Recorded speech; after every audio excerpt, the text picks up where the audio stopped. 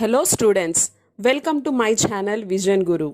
So ఇవాళ మనం ఈ వీడియోలో స్టేట్ సిలబస్కి సంబంధించి Hindi 10th class first lesson గురించి తెలుసుకోబోతున్నాం. సో చాలామంది పిల్లలు హిందీ అంటేనే చాలా అమ్మో అని భయపడుతుంటారు.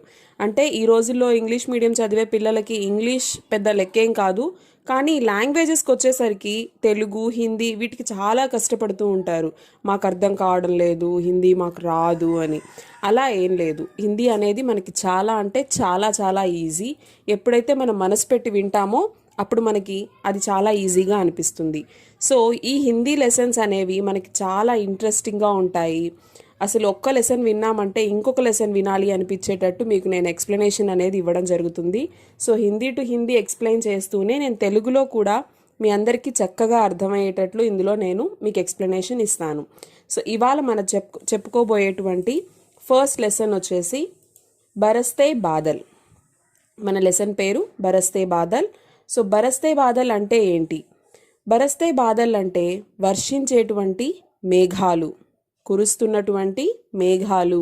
సో ఇప్పుడు మనం చూసినట్లయితే ఈ కవితని రాసిన వారు సుమిత్రానందన్ పంత్. तो इसके कवि कौन है? सुमित्रानंदन पंत.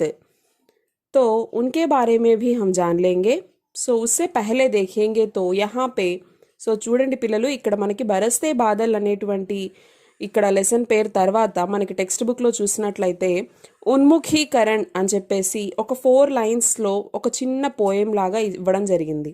ఇక్కడ మనం చూసినట్లయితే क्या गाती हो किसे बुलाती बतला दो कोयल रानी, क्या गाती हो किसे बुलाती बतला दो कोयल रानी, प्यासी धरती देख मांगती हो क्या भेगों से पानी, प्यासी धरती देख मांगती हो क्या मेघों से पानी. ఇక్కడ చూడండి, क्या गाती हो किसे बुलाती बतला दो कोयल रानी, प्यासी धरती देख मांगती हो क्या मेघों से पानी. यहाँ पे देखिए, कोयल से इस तरह पूछा जा रहा है. ఇక్కడ పాడుతున్నటువంటి తీయటి రాగాలు తీస్తున్నటువంటి కోకిలని ఈ విధంగా అడుగుతున్నారు. ఏమని అడుగుతున్నారు? క్యా గాతి హో, ఓ కోకిల ఏం పాడుతున్నావు? కిసే బులాతి, నీ పాటలు పాడుతూ నీ గీతాలతో నీ గేయాలతో ఎవరిని పిలుస్తున్నావు? నీ వినసొంపైన గొంతుతో నువ్వెవరిని పిలుస్తున్నావు? బతిలాదో కోయల్ రాణి, మాకు కూడా చెప్పు ఎవరిని పిలుస్తున్నావో. ప్యాసీ ధరతీ దేఖ్ మాంగతి హో క్యా మేఘోసే పానీ. ప్యాసీ ధరతీ అంటే ఏంటి? దాహంతో ఉన్నటువంటి భూమిని చూస్తూ మేఘాలని నువ్వు నీళ్ళు అడుగుతున్నావా? ఈ భూమి దాహంతో ఉంది, భూమి దాహాన్ని తీర్చు అని చెప్పి మేఘాలని నువ్వు నీ పాటలతో రిక్వెస్ట్ చేస్తున్నావా? అంటే ఆ మేఘాలని కురవమని నువ్వు వాటిని వేడుకుంటున్నావా అని చెప్పి కోకిలని అడుగుతున్నారు. సో ఈ ఉన్ముఖీకరణకి సంబంధించి ఇక్కడ మనకి క్వశ్చన్స్ అనేవి ఇవ్వడం జరిగింది. సో ఇక్కడ చూసినట్లయితే చూడండి, మీఠే గీత్ కౌన్ గాతీ హై. మీఠే గీత్ కౌన్ గాతీ హై? यहाँ पे कौन गाती है? कोयल रानी मीठे गीत गाती है. प्यासी धरती पानी किससे मांगती है? సో దాహంతో ఉన్న ఈ భూమి నీళ్ళని ఎవరిని అడుగుతోంది? మేఘాలతో అడుగుతోంది. బాదల్ ప్రకృతికి శోభా బడాతే హై कैसे. సో यहाँ पे देखिए, ఇక్కడ ఏమడుగుతున్నారు? బాదల్ ప్రకృతికి శోభా कैसे बढ़ाती है. సో ఈ మేఘాలు అనేవి, కురుస్తున్నటువంటి ఈ మేఘాలు అనేవి ప్రకృతి సౌందర్యాన్ని ఏ విధంగా పెంచుతున్నాయి అని ఇక్కడ మనకి క్వశ్చన్స్ ఇవ్వడం జరిగింది. దీని తర్వాత ఉద్దేశ్. तो इस बरसते बादल को पाठ के तौर पर इस पाठ्य पुस्तक में देने का उद्देश्य क्या है. సో ఈ పాఠాన్ని మనకి ఎందుకు ఇచ్చారు? प्रकृति के प्रति काव्य रचनाओं के प्रोत्साहन के साथ साथ सौंदर्य बोध कराना, मनोरंजन की भावना जगाना और ప్రకృతి సంరక్షణ के लिए ప్రేరిత करना इसका उद्देश्य है. సో దీని ఈ లెసన్ ఇవ్వడం వెనుక ముఖ్య ఉద్దేశం ఏంటి అంటే, సో ప్రకృతి పట్ల మనకు ఉన్నటువంటి ఉద్దేశాన్ని, మనలో ఉన్నటువంటి ఆ భావనని బయటికి తీసుకురావడం. అంటే ప్రకృతి ఎంత అందంగా ఉంది, సో ఇంత అందమైన ప్రకృతిని మనం ఇంకా ఎలా సంరక్షించుకోవాలి, ఎలా కాపాడుకోవాలి, సో అనేది మన అందరిలో కూడా రావాలి అని చెప్పేసి ఈ లెసన్ ఇవ్వడం జరిగింది. और उसके बाद में देखिए దీని తర్వాత చూసినట్లయితే విధా విశేష్. तो यह पाठ कैसी विधा है. సో మనకి టెక్స్ట్ బుక్లో చూసినట్లయితే ఒక్కొక్క లెసన్ ఒక్కొక్క టైప్, అంటే విధ అంటే ఏ టైప్ ఆఫ్ లెసన్ అని, అది మనకి కవితనా లేకపోతే కహానీనా, ఇలా ఒక్కొక్క లెసన్ ఒక్కొక్క టైప్లో ఉంటుంది కదా. తో ఉస్ తరహా బరస్తే బాదల్ ఏక్ కవితా పాఠ్ హై. సో ఇక్కడ మన లెసన్ వచ్చేసి కవిత, బరస్తే బాదల్ అనేటువంటిది ఒక కవిత. कविता भावनाओं को उदात्त बनाने के साथ साथ सौंदर्य बोध को भी जगाती, सजाती, संवारती है. प्रस्तुत कविता नाद ध्वनि के साथ गेय योग्य है. इसमें अनुप्रास का सुंदर प्रयोग है. సో చూడండి ఏం చెప్తున్నారు, కవిత అంటేనే మనము అందంగా రాగయుక్తంగా పాడుకోదగ్గ విధంగా ఉంటుంది. సో ఎంతో వినడానికి వినసొంపుగా ఉంటుంది కదా. సో ఈ కవితలో మనకి అనుప్రాస్ కా సుందర్ ప్రయోగ్ హై, మతలబ్ క్యా హై, దీంట్లో మనకి అనుప్రాస్ అలంకారాన్ని యూజ్ చేశారు. అనుప్రాస్ అంటే ఏంటి, మనకి ఎలా అయితే ఇంగ్లీష్లో మనం రైమింగ్ వర్డ్స్ అంటాం కదా, అంటే ఒకే సౌండ్ ఉంటాయి, ఒకే సౌండ్తో ఉంటాయి ఆ వర్డ్స్ అనేవి. సో అలాగ మనకి హిందీలో కూడా మనకి ఒకే సౌండ్ ఇచ్చేటువంటి వర్డ్స్తో ఎండ్ అవుతూ ఉంటాయి అన్నమాట ప్రతి లైన్ కూడా ఇక్కడ. और उसके बाद में कवि परिचय. तो देखिए बरसते बादल, बरसते बादल लिखने वाले कवि कौन है.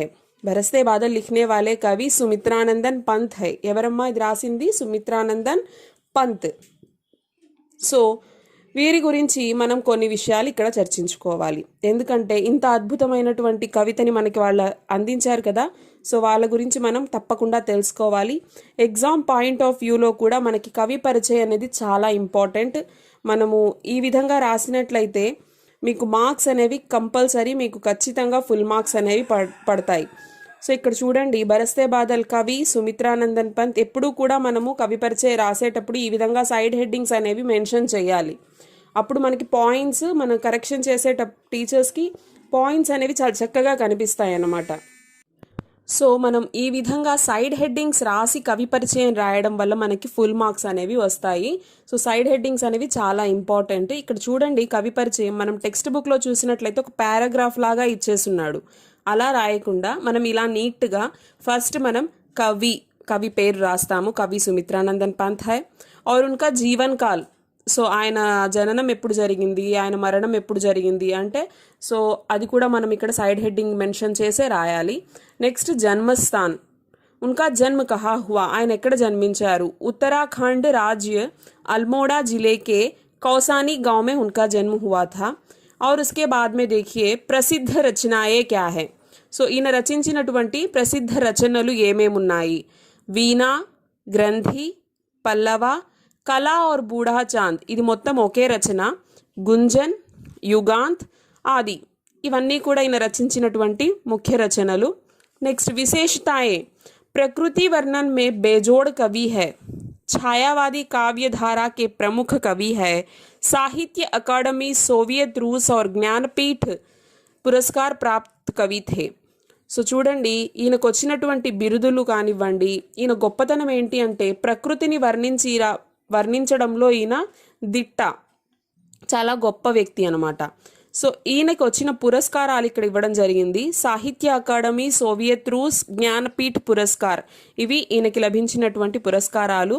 సో జ్ఞానపీఠ్ పురస్కార్ అనేది ఏ రచనకి ఇచ్చారు అంటే మనకి ఇక్కడ చిదంబర కావ్యకే లియే. సో ఆయన రచించినటువంటి చిదంబర అనేటువంటి ఆ కావ్య రచనకి ఈయనకి జ్ఞానపీఠ పురస్కార్ ఇవ్వడం జరిగింది. సో ఇది మనకి బరస్తే బాదల్ యొక్క కవి పరిచయం అన్నమాట. ఈ విధంగా మనం రాయాల్సి ఉంటుంది. నెక్స్ట్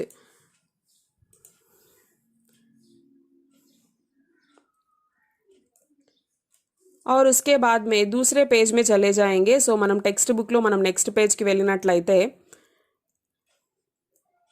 ఇక్కడ చూడండి, विषय प्रवेश. वर्ष ऋतु हमेशा से सबकी प्रिय ऋतु रही है. वर्षा के समय प्रकृति की सुंदरता देखने लायक होती है. पेड़ पौधे, पशु पक्षी, मनुष्य और यहाँ तक कि धरती भी खुशी से झूम उठती है। इसी सौंदर्य का वर्णन यहाँ प्रस्तुत किया गया है। तो బరస్తే బాదల్ మనం ముందుగానే చెప్పుకున్నాం కురుస్తున్న మేఘాలు అని. సో ఈ పాటికే మీకు అర్థమైపోయి ఉంటుంది ఈ లెసన్లో దేని గురించి మనకి టాపిక్ ఇవ్వడం జరిగింది, ఈ పోయంలో ఏముంది అని. సో కవి ఇందులో ప్రకృతి గురించి వర్ణించారు. ప్రకృతి మనకి చూడ్డానికి ఎప్పుడూ అందంగానే ఉంటుంది, కానీ వర్షాలు పడేటప్పుడు, వర్షం కురుస్తున్నప్పుడు, వర్షాకాలంలో ఆ ప్రకృతి ఇంకా చాలా అద్భుతంగా ఉంటుంది. ఎటు చూసినా మనకి పచ్చదనం కనిపిస్తూ ఉంటుంది. సో ఆ వర్షపు చినుకులు అనేవి ఆకులపైన, గడ్డిపోచలపైన మనకి అలా ముత్యాల్లాగా మెరుస్తూ కనిపిస్తాయి. సో అందరికీ ఇష్టమైన సీజన్ ఏంటి అంటే మనకి రైనీ సీజన్ అనే చెప్పుకోవచ్చు మనం. ముఖ్యంగా పిల్లలకి ఎక్కువ ఇష్టమైనటువంటి సీజన్ ఏంటి అంటే మనకి ఇదే. ఎందుకంటే మనకి ఆ క్లైమేట్ అనేది మనకి చాలా నచ్చుతుంది. వర్షంలో తడవడం చాలామంది ఇష్టపడతారు. సో ఈ వర్ష ఋతువు వచ్చినప్పుడు ఈ సీజన్లో మనకి ప్రకృతి ఎంత అందంగా ఉంటుంది అనేదాన్ని ఇంకా అందంగా మనకి ఇక్కడ కవి వర్ణించడం జరిగింది. సో ఇప్పుడు మనం ఒకసారి పోయం చూద్దాము. మనం ముందుగా చెప్పుకున్నాము యహ ఏక్ కవితా పాఠ్ హై, ఇది మనకి ఒక పోయం అని చెప్పేసి చెప్పుకున్నాం కదా. సో పోయం ఎప్పుడైనా సరే మనము కొంచెం రాగయుక్తంగా పాడుకుంటే చాలా అందంగా ఉంటుంది. మనం నేర్చుకోవడానికి కూడా చాలా బాగుంటుంది, మనకి బాగా గుర్తుంటుంది. సో మనం దాన్ని కంఠస్థం చేసి రట్నా నహీ హై అంటే బట్టి పట్టేయకూడదు పోయంని ఎప్పుడు కూడా మనము. సో దాన్ని రాగయుక్తంగా నేర్చుకోవడం వల్ల ఏంటంటే మనకు అది అలాగే బ్రెయిన్లో ఉండిపోతుంది. तो पहले स्टांजा देखेंगे हम।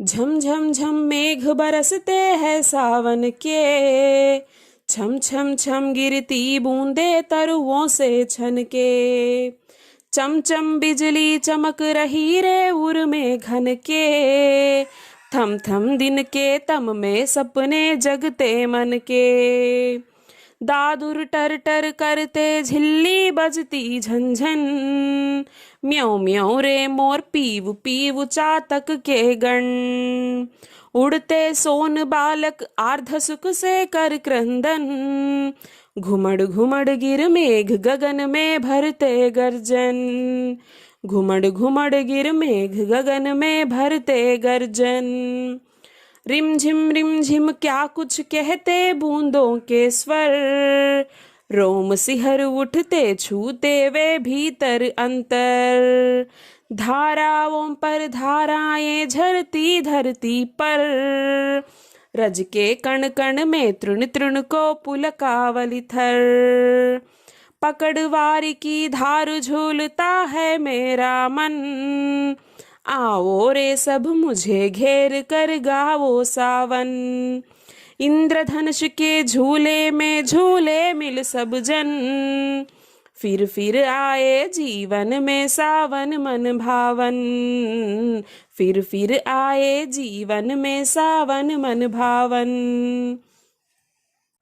విన్నారు కదా స్టూడెంట్స్, బరస్తే బాదల్ కవిత. మీరు కానీ నా వీడియో చూడడం ఇదే ఫస్ట్ టైం అయితే నా ఛానల్ని సబ్స్క్రైబ్ చేసుకోండి. బెల్ ఐకాన్ని క్లిక్ చేయడం మాత్రం మర్చిపోవద్దు. ఎందుకంటే మీరు ఆ బెల్ ఐకాన్ని క్లిక్ చేయడం వల్ల నేను అప్లోడ్ చేసిన వెంటనే, ఏదైనా కొత్త వీడియో పెట్టిన వెంటనే మీకు నోటిఫికేషన్ అనేది వస్తుంది.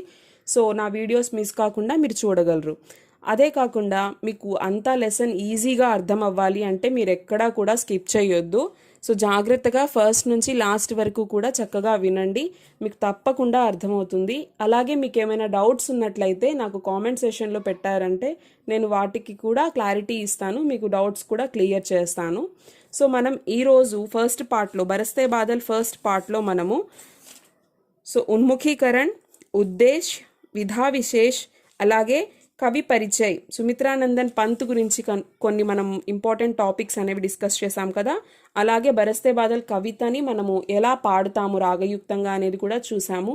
సో పార్ట్ 2లో దీని ఎక్స్ప్లెనేషన్ అనేది నేను ఇస్తాను. ఆ లింక్ కూడా మీకు కింద డిస్క్రిప్షన్ బాక్స్లో ఇవ్వడం జరిగింది.